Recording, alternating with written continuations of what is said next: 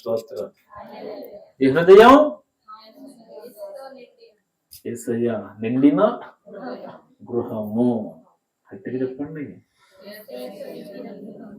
చేపల కూర తిన్నప్పుడు గట్టిగా మాట్లాడతారేంటి మీరు? మాట్లాడరా? నోట్ల నుంచి మాట రావట్లే. ఏ శైలి గృహాలు దెయ్యాల గృహాలు అయిపోతాయి, చూసుకోండి. మరి ఏ గృహం? మీ గృహం ఏ గృహమో నేను ఇలా చెప్తే ఆగ్రహం వస్తుంది. మళ్ళీ కాస్త నిగ్రహంగా ఉండండి. చక్కగా దేవుని సన్నిధిలో ముందుకెళ్ళాలి మనం. నీవే కృపగల దేవుడవు, మేలులతో తృప్తిపరచెదవు. నీవే కృపగల దేవుడవు, మేలులతో తృప్తిపరచెదవు. నీవే సర్వసమర్థుడవు, సమృద్ధిములను నింపెదవు. నీవే సర్వసమర్థుడవు, సమృద్ధిములను నింపెదవు. ప్రస్తుతించెదం, నిన్ను కొలుతించెదం, నేను నా ఇంటి వారితో స్తుతించెదం, నిన్ను కొలుతించెదం, నేను నా ఇంటి వారితో స్తుతించెదం, నిన్ను కొలుతించెదం, నేను నా ఇంటి వారితో. నీవు ఆనంద నిలయం, నాకున్నది సర్వము, ప్రభు నీవిచ్చిన స్వాస్థ్యము. నీవున్న నా గృహము, ఆమేన్, నిలయము, నాకున్నది సర్వము, ప్రభు నీవిచ్చిన స్వాస్థ్యము. దేవునికి స్తోత్రం. హల్లెలూయా. ఎంత ఉజ్జీవంగా మీరు పాటలు పాడుతూ ఉంటే వాడు ఒకవేళ వద్దాం అనుకున్నా సరే వస్తాడా? ఎందుకు వచ్చిన గోలరా నాకు ఇది? సుఖంగా ఉన్న ప్రాణాన్ని మంటల్లో తోయడం ఎందుకు? మనకు సుఖంగానే ఉంటుంది, వాడు వచ్చాడంటే కాలిపోతాడు. అవునా? దేవుని యొక్క శక్తి అనేది ప్రత్యక్షంగా కనబడాలంటే మన హృదయము దేవుని యొక్క సన్నిధితో నిండిపోయి ఉండాలి. అప్పుడు అపవాదికి అవకాశం దొరకదు. దేవుని జ్ఞాపకం చేసుకున్నాడని 8వ కీర్తనలో చెప్పాడు. మనుష్యుని జ్ఞాపకం చేసుకున్నట్టు వాడు ఎప్పుడు ఏపడు. ప్రభు ఎందుకంటే నన్ను జ్ఞాపకం చేసుకున్నావు అడిగారు ఎప్పుడన్నా మీరు? ఎందుకని నువ్వు నన్ను జ్ఞాపకం చేసుకున్నావు? చాలా మంది ఉన్నారు కదా లోకంలో. నన్నే ఎందుకు నువ్వు జ్ఞాపకం చేసుకున్నావు? సింపుల్ సమాధానం, కానీ గొప్ప మాట. నీవంటే నాకు ఇష్టం అంటాడు ఆయన. ఆమేన్. ఏం చెప్పాడు తండ్రి? నీవంటే నాకెంతో ఇష్టం. అంత ఇష్టం మా తండ్రి అంటే వాటిలో మాట ఉంటుంది, అంతము వరకు వారిని ప్రేమించేది అని. దేవునికి మహిమ. ఎప్పటి వరకు? కడ వరకు ప్రేమిస్తూనే ఉంటాడట. కడ వరకు ప్రేమిస్తూనే ఉంటాడట. ఆ ప్రేమే ఒక మాట మాట్లాడింది యోబు గ్రంథంలో 1వ అధ్యాయం 12వ వచనంలో. యెహోవా ఇదిగో అతనికి కలిగిన సమస్తమును నీ వశమున ఉన్నది, అతనికి మాత్రం ఏ హానియు చేయకూడదు. సెలవీయగా దేవునికి స్తోత్రం కలుగును గాక. ఏమంటున్నాడు దేవుడు? ఒక మాట అన్నాడు కదా అక్కడ, అపవాదితో మాట్లాడాడు కదా. ఏమని? ఆయన ఆశీర్వదించబడ్డాడు. నా బిడ్డ, నువ్వు చూస్తా ఉన్నావు, నా బిడ్డ వైపు నువ్వు చూస్తూ ఉన్నావు, కలిమిని చూస్తూ ఉన్నావు, ఆరోగ్యాన్ని చూస్తూ ఉన్నావు, కుటుంబాన్ని చూస్తున్నావు, పిల్లలను చూస్తున్నావు, వారికి కలిగినటువంటి ఇంటిని చూస్తున్నావు, అంతటిని చూస్తావు. కళ్ళతో నువ్వు చూస్తా ఏ హాని నువ్వు చేయకూడదు. అపవాది యొక్క కార్యం ఏంటంటే దేవుని బిడ్డలు చూడటమే వాడి పని. దేవుని బిడ్డలు దీవించబడతా ఉంటే చూస్తూ ఉంటాడు, ఇల్లు కట్టుకుంటుంటే చూస్తూ ఉంటాడు. కొన్నిసార్లు మీరు అంటారు కదా, ఈ కళ్ళలో పడకూడదురా, ఇంకా కళ్ళు పడితే నిప్పే. అపవాది కళ్ళు అటువంటి. అందుకే దేవుడు ఏమన్నాడు, నువ్వు చూస్తున్నావు కదా అంటే అపవాది అంటున్నాడు మెల్లగా, చూస్తే ఏముందిలే, చుట్టూ కంచె కట్టావు కదా. దేవునికి మహిమ కలుగును గాక. మనందరి చుట్టూ కూడా దేవుడు ఏం చేస్తాడు, కంచె వేశాడు. ఆ కంచెను కూడా తాకడానికి అపవాదికి అవకాశం లేదు, వాడు ముట్టలేడు. అంత బలము అంత శక్తి వాడికి ఉందా? అంత బలం వాడికి లేదు. ఎందుకు లేదు? నేను కట్టుకున్న కంచె కాదు అది, నువ్వు కట్టుకున్న కంచె కాదు, దేవుడు వేసిన కంచె. అందుకని మనకు ధైర్యం ఎక్కడి నుంచి వచ్చింది? గట్టిగా చెప్పండి. నిన్ను మాత్రమే నేనమ్మానయ్యా, నీవు మాత్రమే నా ధైర్యం యేసయ్యా, నిన్ను మాత్రమే నేనమ్మానయ్యా, నీవు మాత్రమే నా ధైర్యం యేసయ్యా.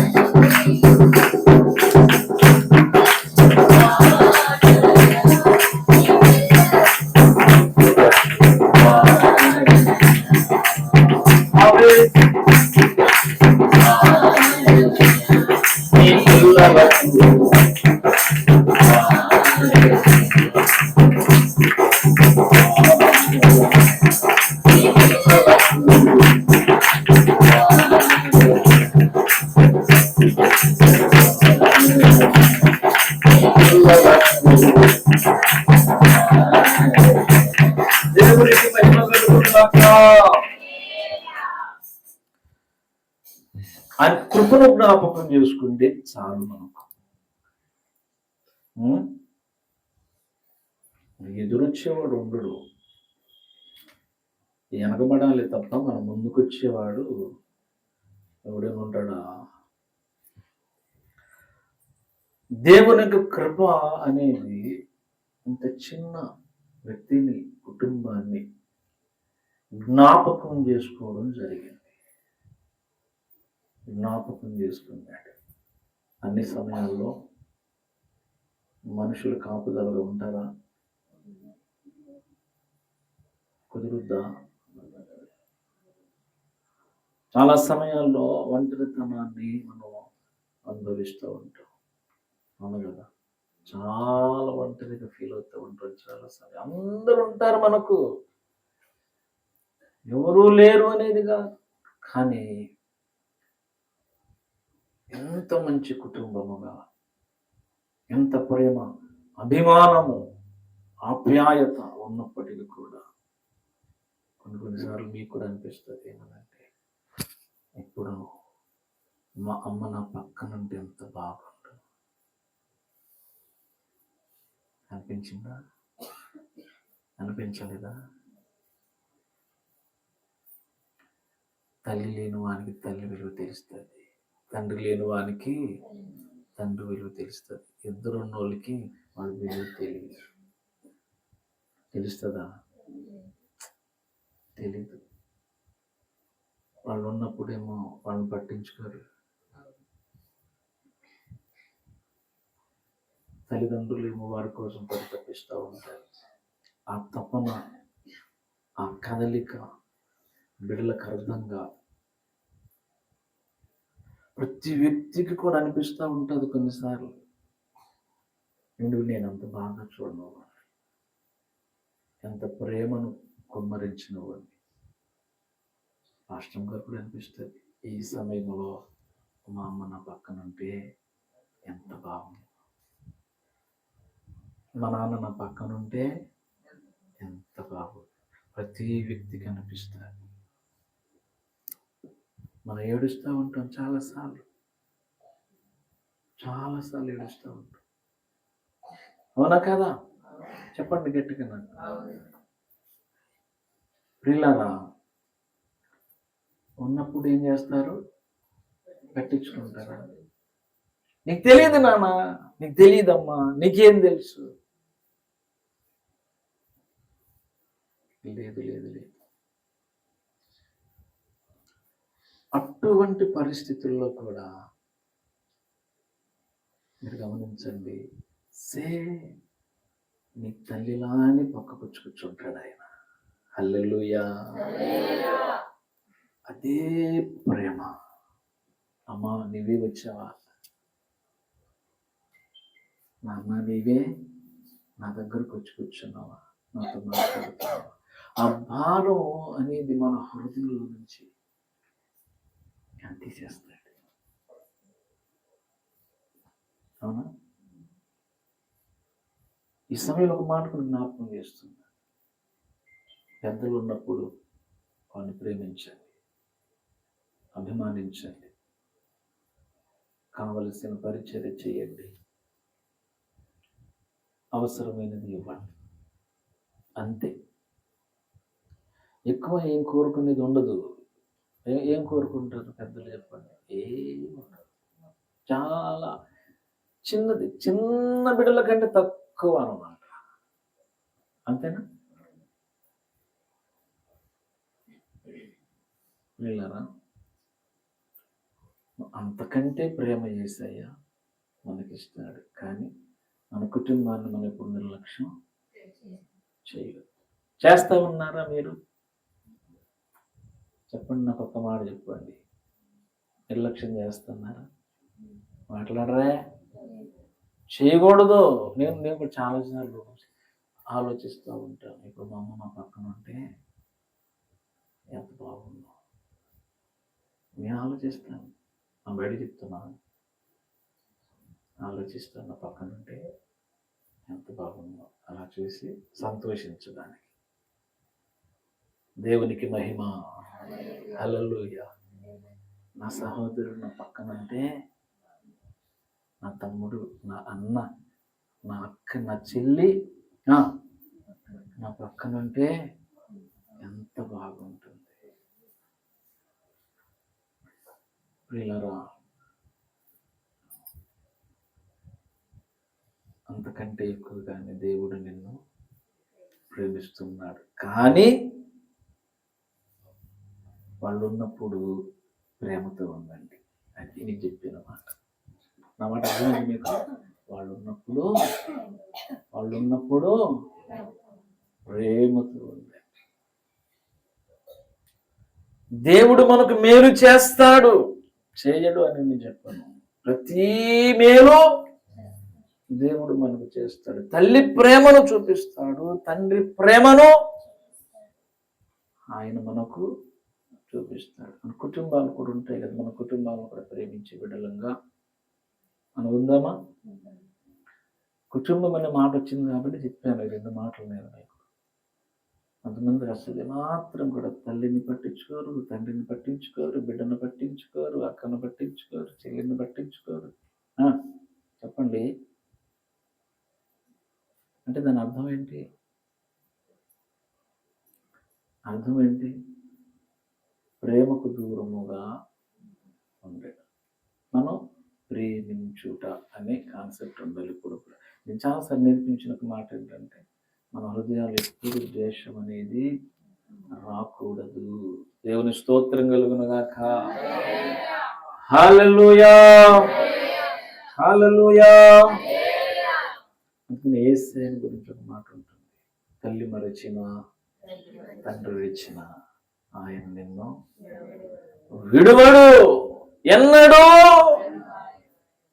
కొంతమంది ఉండొచ్చు, నిన్ను వదిలిపెట్టేసి వాళ్ళు ఉండొచ్చు, కానీ దేవుడు మాత్రం విడువడు. ఇప్పుడు అపవాదికి దేవుడు వార్నింగ్ ఇచ్చాడంటే నేను ఎంత ప్రేమించినట్లు ఆయన. నా మాటలు అర్థమవుతున్నాయి? ఎంత ప్రేమించినట్లు. తల్లి అయిన మరచునేమో నేను నిన్ను మరువను, చూడుమున అరచేతులలో నిన్ను చెక్కియున్నాను. తల్లి అయిన మరచునేమో నేను నిన్ను మరువను, చూడుమున అరచేతులలో నిన్ను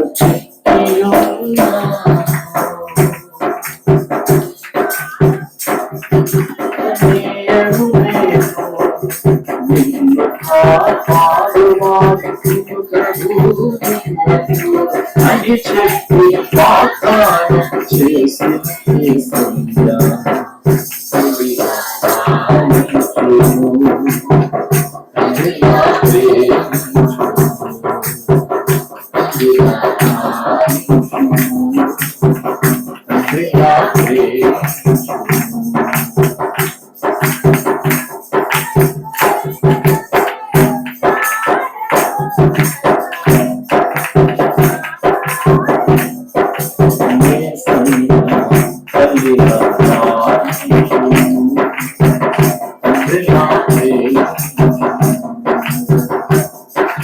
పర్వతాలు తొలగవచ్చు, పెద్దరిల్లు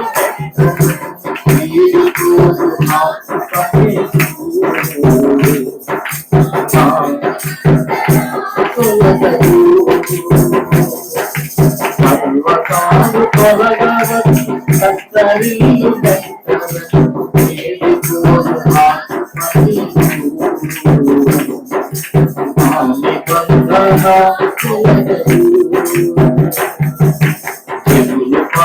భయపడదు, నిన్ను విమోచించెను. నీవు భారమంత మోసుకున్నావు, శాంతి అసగెను అని చెప్పి వాగ్దానం చేసి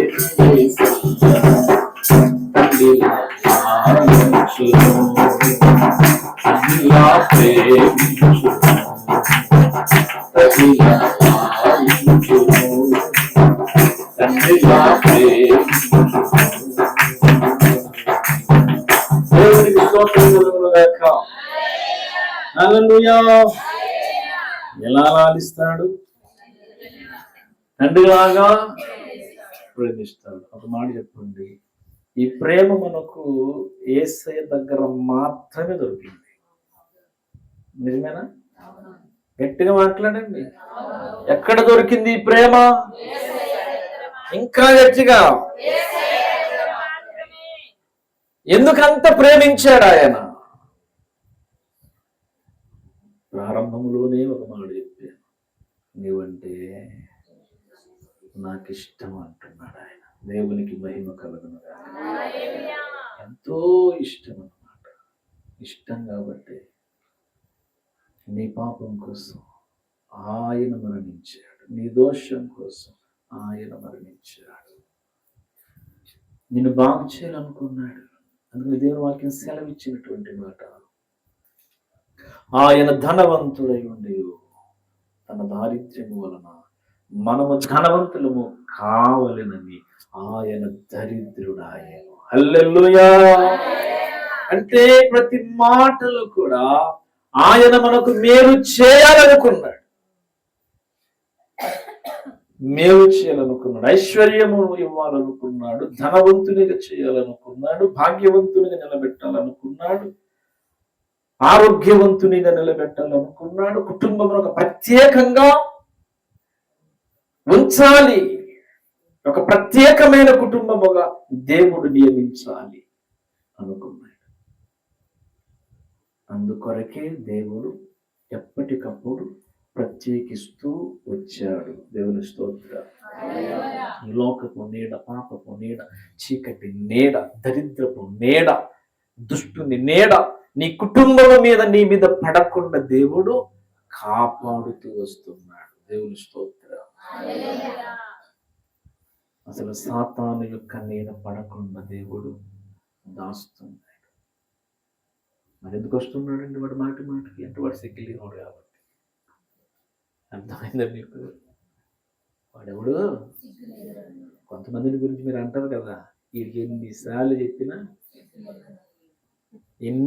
చెప్పినా వాళ్ళందరికీ తండ్రి వాడు.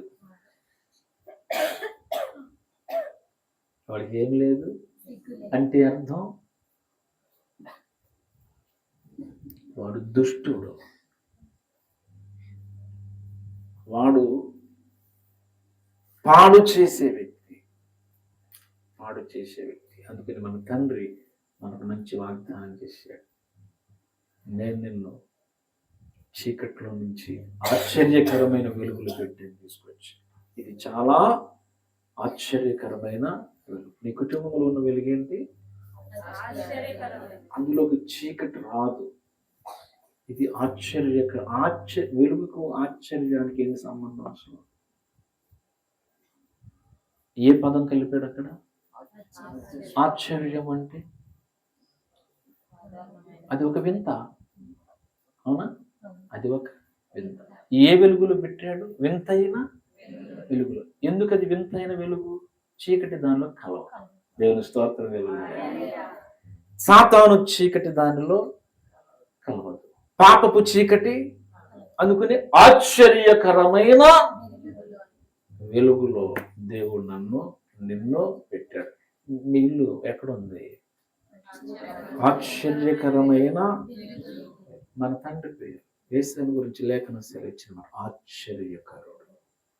అదే మాట తీసుకొచ్చి వెలుగు దగ్గర పెట్టాడు, ఆశ్చర్యకరమైన. ఎందుకు తండ్రి ఆశ్చర్యకరమైన వెలుగు ఇది అంటే, నేను తప్ప అందులో ఇంకెవడు కూడా ముట్టుకోవడానికి అవకాశం ఉండదు. నిన్ను ముట్టాలంటే వాడికి అధికారం లేదు, వాడికి అవకాశం లేదు. ఎందుకు అవకాశం లేదు? ఒక వింతైన వెలుగులో దేవుడు మనలను దాచాడు. దేవుని స్తోత్రం. మనతో ఆయన ఉంటాడు. అందుకే మన ప్రయాణ పద్ధతిని గురించి దేవుడు మాట్లాడుతూ ఏమంటాడు? నీ పాదములకు రాయి తగలదు. ఎందుకు తగలదు? దేవుడు రాళ్లకు ఆజ్ఞాపించాడు, నా కుమారుడు వస్తాడు, రాయి తప్పుకో. వినేవాడికి కాస్త హాస్యంగా ఉంటుంది, కానీ అక్కడ జరిగేది అదే. దేవుడు రాళ్లకు ఆజ్ఞాపిస్తాడు. కనుక రెండు మాటలు ఏంటంటే నా దూతలకు ఆజ్ఞాపించాడు. రాయి తగలకూడదు అన్నాడు. ఎవరు కాపాడాలి? ఇప్పుడు దూతలు ఉంటారు. ఇప్పుడు ఎవరు తప్పుకోవాలి? అక్కడ రాళ్ళు తప్పుకోవాలిగా. మార్గం ఏమవ్వాలి? ఇప్పుడు బాగవ్వాలి. ఎవరు పని చేయాలి? దూతలు పని చేయాలి. దూతలు ఏం చేస్తాయి? కాస్త మీరు సైడ్కి వెళ్తే మంచిది. ఎవరు వస్తున్నారు? అయిపోయి ఎవరు వస్తున్నారు? చాలా ముఖ్యమైన వ్యక్తి వస్తున్నాడు. ఎవరా అని ఇలా చూస్తే యేసు రక్తమును వస్త్రముగా ధరించుకున్న నేను కనబడతా. దేవునికి స్తోత్రం కలుగుతుంది. ఇక్కడున్న మీ అందరూ కూడా కనబడతారు. పైన కనబడేది ఏంటి? దానికి నేను చెప్పిన మాట ఇది. యేసు రక్తాన్ని వస్త్రములా ధరించుకున్న వ్యక్తి భయపడి అందుకని భక్తుడు పాట వేశాడు. లోయలెల్లా కూర్చబడాలి,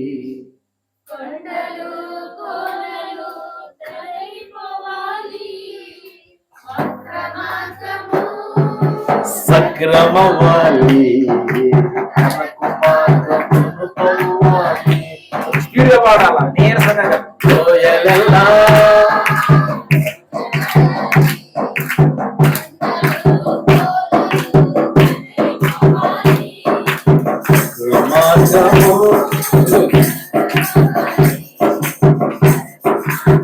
స్తోత్రం కలుగుగాక. రాజు వస్తున్నాడు ఆయత్తమవుతా, రాజు వస్తున్నాడు, యేసు వస్తున్నాడు, యేసు వస్తున్నాడు. మనం వెళ్ళాలి ఎదురుప్పుడు. రోడ్ ఏమవ్వాలి? పాడండి, బాగా పాడండి. రోడ్ ఏమవ్వాలి? చదువునవ్వాలి. మన ఎదురు ఎవరు వస్తున్నారు? యేసయ్య వస్తున్నాడు. ఆయనకి ఎదురుగా మనం వెళ్ళాలి. మార్గం వెళ్ళగొట్టాలి, సరళం అవ్వాలి. దేవుని స్తోత్రం కలుగునుగాక. రాజు వస్తున్నాడు ఆయత్తమవుతా, రాజు వస్తున్నాడు.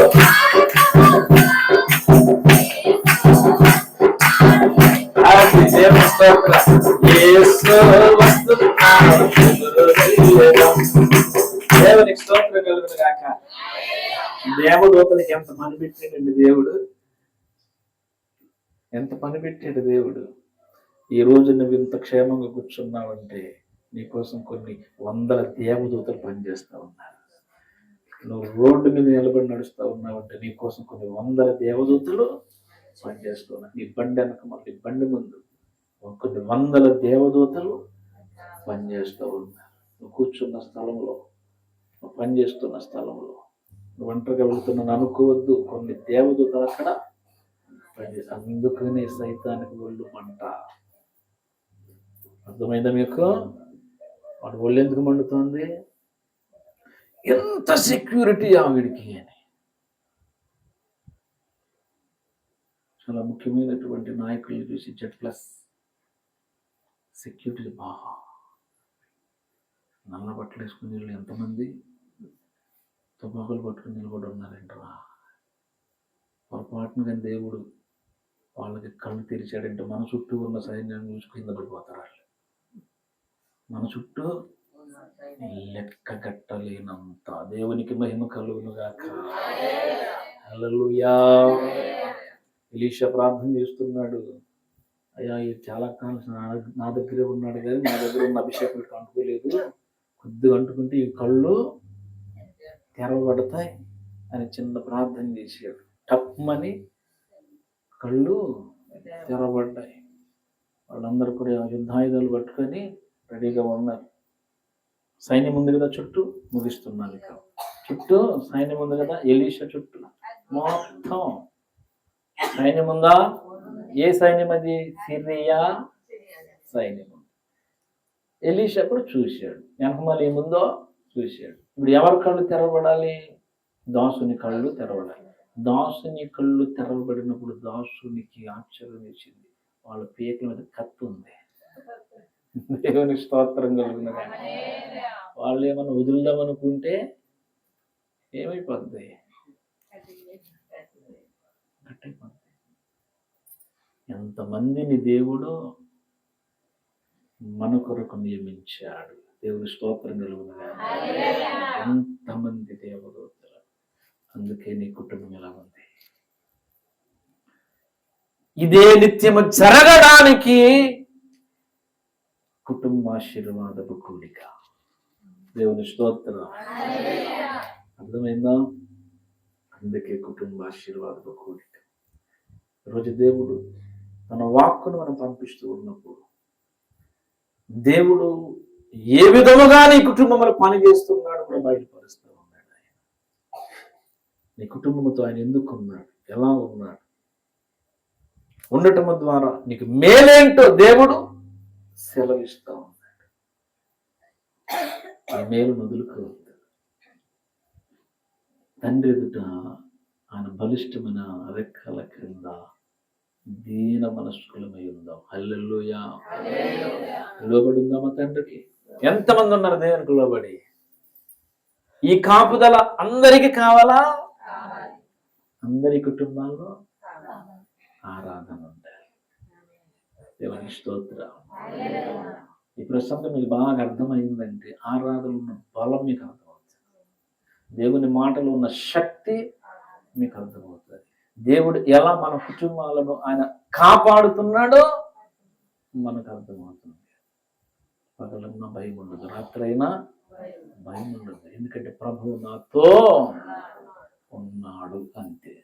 ప్రభువు ఉన్నవాడు ఎక్కడున్నాడండి? ఆయన నాతోనే ఉన్నాడు. ఉన్నవాడైన దేవుని పాదాలు పట్టుకుందాం. ఈ వాక్యము దేవుని దీవించుగాక. ప్రార్థన చేసుకుందాం. అందరూ మోకాళ్ళు వేసి, మోకాళ్ళలో బలమున్న ప్రతి ఒక్కరు కూడా మోకాళ్ళు వేసి, నాకు బలము లేదు అన్నవాళ్ళు మాత్రం నిలబడండి. నాకు శక్తి ఉంది అన్నవాళ్ళు మోకాళ్ళు వేయండి. జీసస్. రాత్రికాల సమయంలో పరిశుద్ధాత్మ దేవుడు మనలను ఎంతగానో నడిపిస్తూ ఉన్నాడు. ఆయన ఈ 2వ రోజున బలమైనటువంటి వాక్య కార్యము, వాక్యములోని ఆరాధనా కార్యాన్ని దేవుడు జరిగించాడు. దేవుని యొక్క ఆరాధనలో ఎంతో శక్తి ఉంది. దేవుని యొక్క బలమును లోబడదాం. దేవుడు తోడై ఉన్నాడు. నిన్ను కాపాడుతూ ఉన్నాడు. ఆయన నిన్ను సంరక్షిస్తూ ఉన్నాడు. జీసస్. అందరూ కూడా మోకరించి 2 చేతులు పైకెత్తాను. కూర్చోకండి. అలాగా చక్కగా మోకాళ్ళు వేయండి. బలహీనతలు ఉన్నోళ్ళు మాత్రమే కూర్చోండి. బలహీనతలు లేనోళ్ళు నిలబడండి. బలహీనతలు ఉన్నోళ్ళు నిలబడండి. లేకపోతే కూర్చోండి.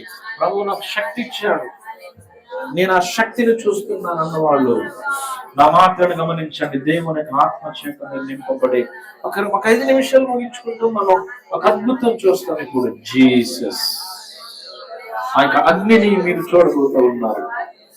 2 చేతులు ఒకసారి పైకెత్తి మైండ్ మొత్తం దేవునికి పెట్టేయండి. మీ ఆలోచన మొత్తం దేవుని మీద పెట్టేయండి. మీ తలంపు మొత్తం దేవుని మీద పెట్టేయండి. మొత్తం ఇప్పుడు ఒక శక్తిని మీరు చూడబోతూ ఉన్నారు. దేవుని అభిషేకాన్ని చూడబోతున్నారు. దేవుని యొక్క కార్యమును మీరు చూడబోతున్నారు. Jesus touch. నీ యొక్క శక్తి నీ బిడ్డలను తాకున్నదా? గొప్ప అభిషేకము నీ బిడ్డలను నడిపించునుగా. జీసస్. హల్లెలూయా. Glory glory glory glory glory glory. దేవానికి అభిషేకము తాకును తాకును తాకును తాకును తాకునుగాక. హల్లెలూయా హల్లెలూయా హల్లెలూయా హల్లెలూయా హల్లెలూయా హల్లెలూయా హల్లెలూయా. దేవా అనంతమైన శక్తి, పరలోకపు శక్తి, పరలోకపు శక్తి, పరలోకపు శక్తి తాకునుగాక. జీసస్ తాకునుగాక. జీసస్. హల్లెలూయా hallelujah hallelujah hallelujah hallelujah hallelujah hallelujah. యేసయ్యా అనంతమైన నీ శక్తి విడుదలవునుగాక. Jesus Jesus Jesus Jesus Jesus. హల్లెలూయా హల్లెలూయా హల్లెలూయా హల్లెలూయా హల్లెలూయా హల్లెలూయా హల్లెలూయా హల్లెలూయా హల్లెలూయా హల్లెలూయా హల్లెలూయా హల్లెలూయా హల్లెలూయా హల్లెలూయా హల్లెలూయా హల్లెలూయా హల్లెలూయా హల్లెలూయా. నీ కార్యములు ఎంతో గంభీరమైనవి తండ్రి.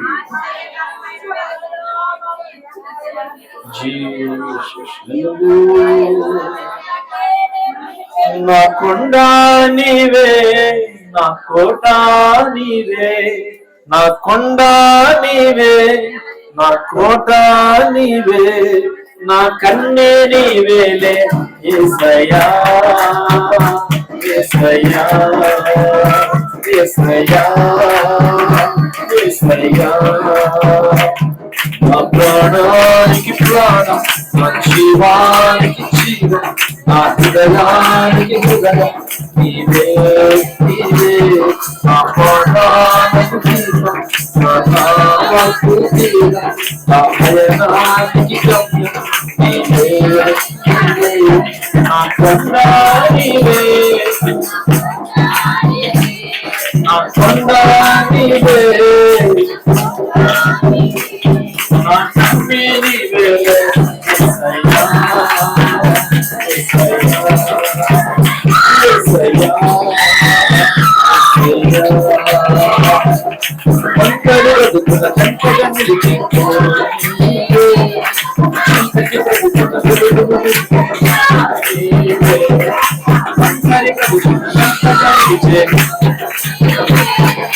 చీకటి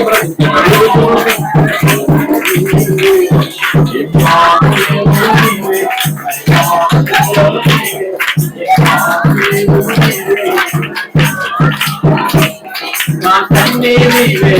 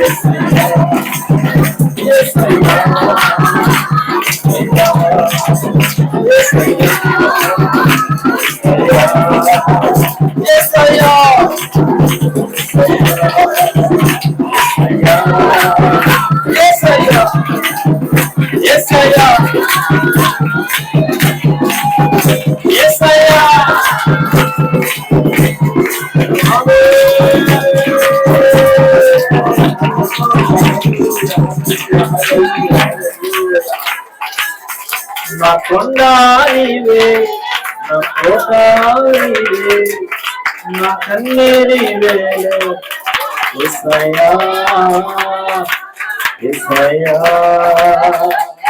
యేసయ్యా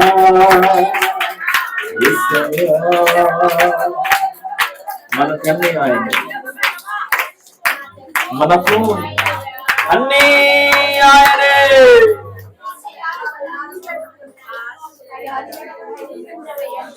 దేవుడు సెలవిచ్చిన మాట, లోకవాది నా వారిని ముట్టొద్దు. ఆమేన్ ఆమేన్ ఆమేన్.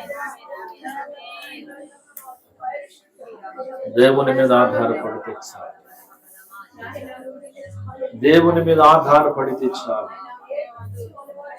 దేవుని కార్యము నీ కుటుంబంలో జరుగుతుంది, నీ కుటుంబంలో దేవుని కార్యము జరుగుతుంది.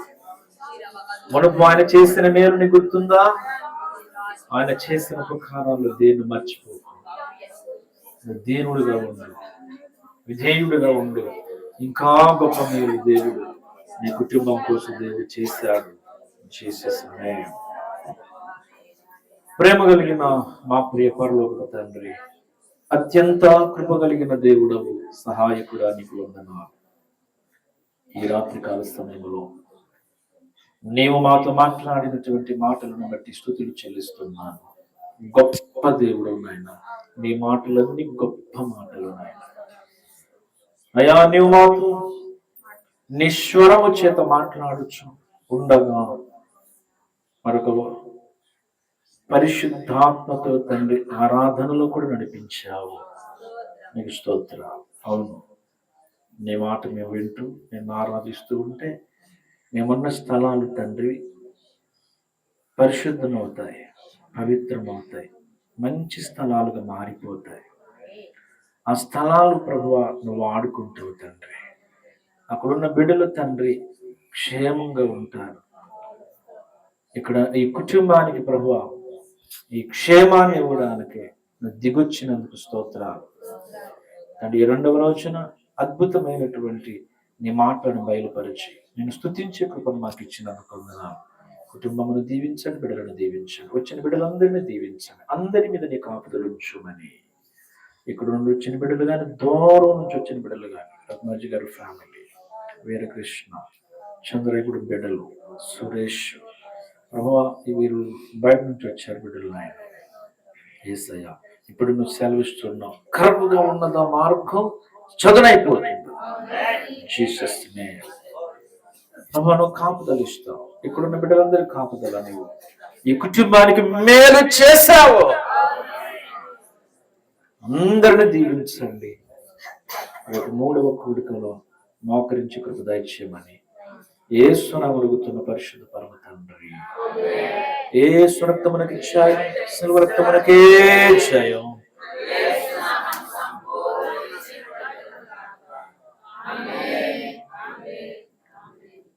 మన తండ్రి అయిన దేవుని ప్రేమ, మన రక్షకుడైన యేసయ్య కృప, పరిశుద్ధాత్మ దేవుని తోడు కాపుదల సన్నిధి చేరి వచ్చే మనకందరూ మన సర్వలోకంలో చెదరుకున్న భక్తులకు దేవుని మహాకృప తోడి ఉండి తన రాకడకై సిద్ధపరచునుగాక. ఆమేన్, ఆమేన్, ఆమేన్. హల్లెలూయా. అందరికీ వందనాలు. మరి రేపటి కూడిక ఎవరి దగ్గర? సహోదరి